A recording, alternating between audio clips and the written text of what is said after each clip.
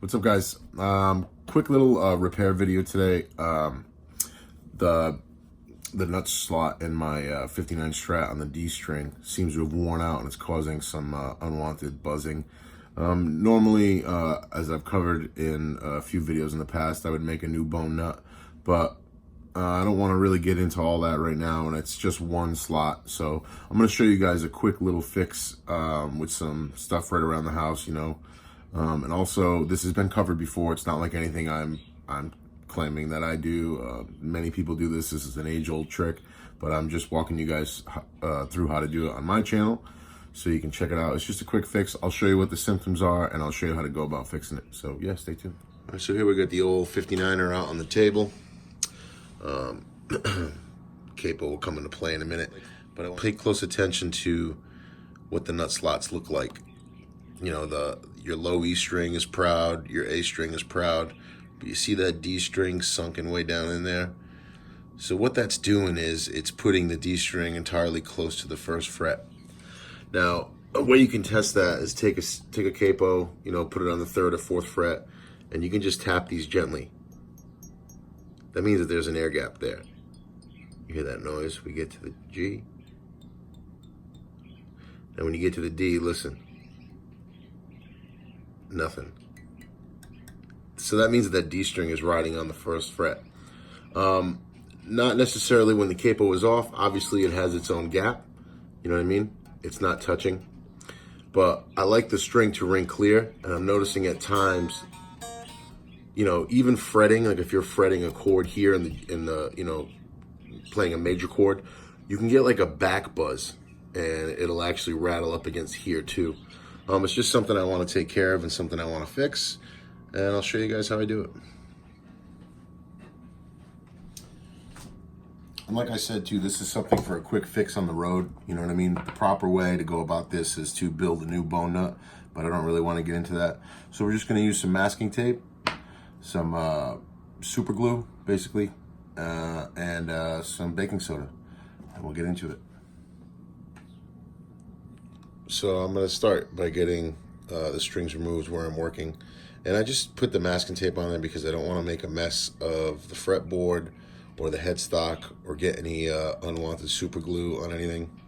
And I tend to use a low tack masking tape just because I don't want to pull any finish off. And if you don't have low tack masking tape, just rub it on your shirt a little bit and take some of that adhesive off, and you'll be golden. Get into the slot with a little bit of a smaller file and just kind of get all the dirt and gunk out of there, so I'm dealing with a nice clean surface. And I'm actually going to do the A string slot too because it looked a little wonky. So, all right, so the last thing as far as prep is I'll take like a Q-tip or something to get in that groove with some acetone on it, and I'll just make sure all of that stuff I did to remove, clean out, or get all that gunk out of there, and you can see it pulls it right out. And again, just keeping mind of my finish, keeping a layer of masking tape on there so I don't damage anything. So I first try to get some of the baking soda directly in the slot, and it's going to be tricky at times and quite messy, but you just move it around, keep getting it in there, try to pack it in,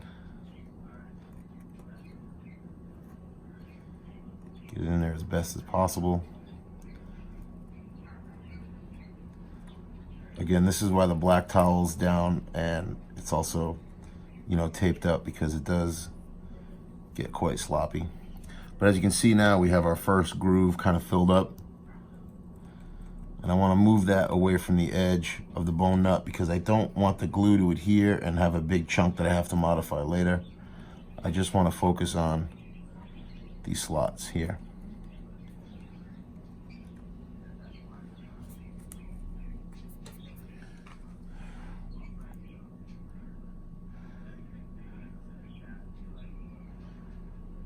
Quick drop there.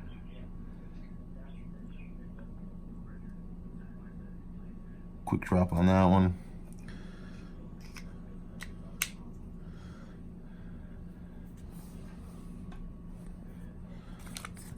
Again, I'll try to let it sink in there, but also pat it down because I don't want this gigantic mess here that I'm already getting. And as that sets up, I'll look at it once it's stiffened up, and if I need one more coat of glue, one more coat of baking soda and glue, I'll do it, depending on how high.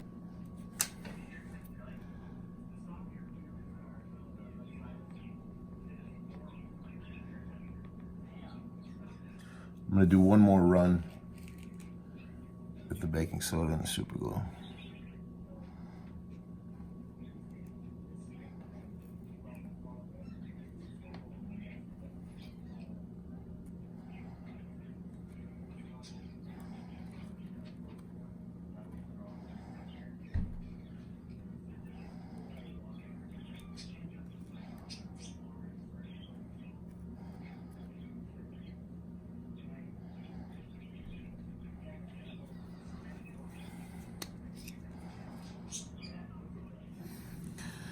So now that I pretty much have an idea of where I want to go, using the clear super glue and the white baking soda, you know, it kind of still leaves your indentation.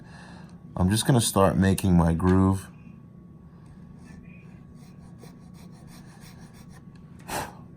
Being careful not to go too deep, because that's the reason why we're here.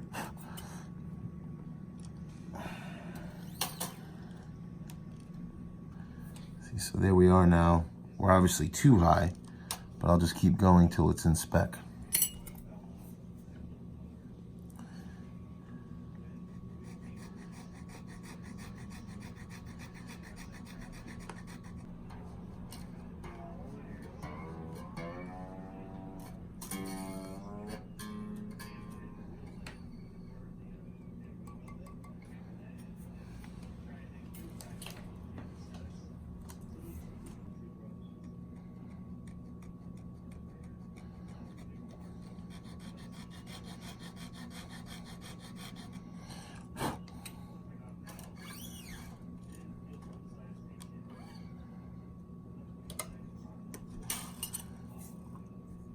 I've done so many of these so you can kind of get a good idea by eye about where you're going.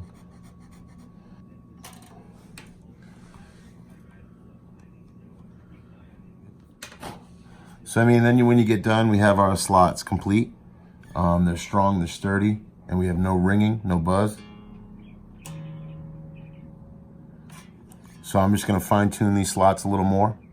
And yeah, one more video coming up, probably do a lick lesson. But there's a quick on the road fix. If you're in a bind with some handy household items, you can get this taken care of. So there you go, guys. This is a quick way to approach fixing a nut slot. If you're traveling, you're in a hotel room, these are simple things you can find at a convenience store, whatever you got to do.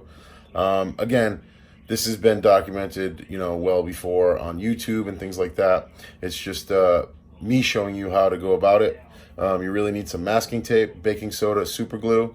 And if you don't have a file, you can actually use a piece of the old string as long as it's for that slot that you're fixing. I'll be uploading more content. And yeah, I just wanted to give you a quick repair video if you're in a jam. Hope you guys could use this.